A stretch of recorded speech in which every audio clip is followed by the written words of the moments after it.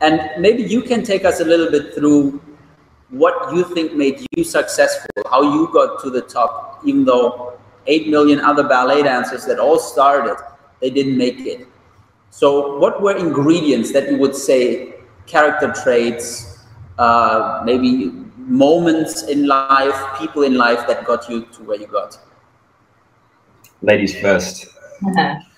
Well, you've always got to say thank you to your parents, haven't you? Because they're the ones that support you the whole time you're trying to achieve your dream. My parents took me to see ballet, so that's how it all started. Coaches, teachers over all the years, I think that they really become like a second set of parents to you as you're progressing through your training, and they sort of see every side of you.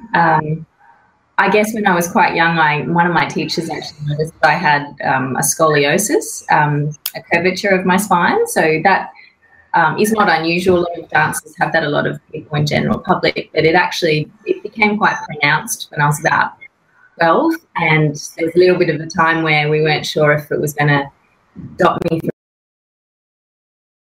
from having a career. But actually, it was something that reminded me how much I love ballet, and I would be devastated to lose that dream. So I just really learnt to work with it, and you know, it's still a bit of a love-hate relationship as a professional, but it's also, I think it makes me who I am in a way, because it's made me very determined as a person and a dancer, because you know, you just have to learn to overcome something every day, but like many dancers do. But I think having that extra, you know, grief has helped me a lot. You know, get to be a principal and go into, I think I'm up to my 17th year with the company now, so I'm pretty excited to make it this far.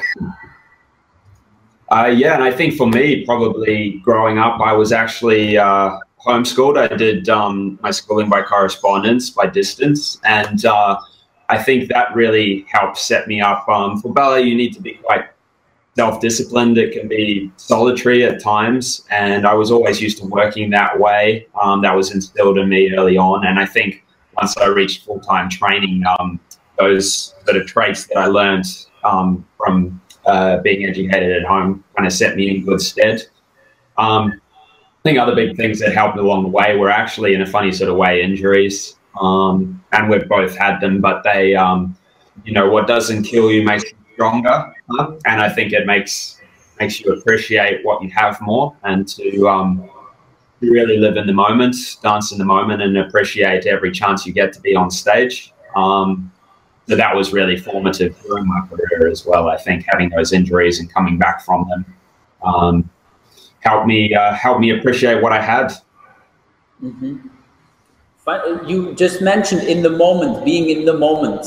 Is that a topic that you are exploring in a way, and are you doing things to get into the moment before a performance, for example?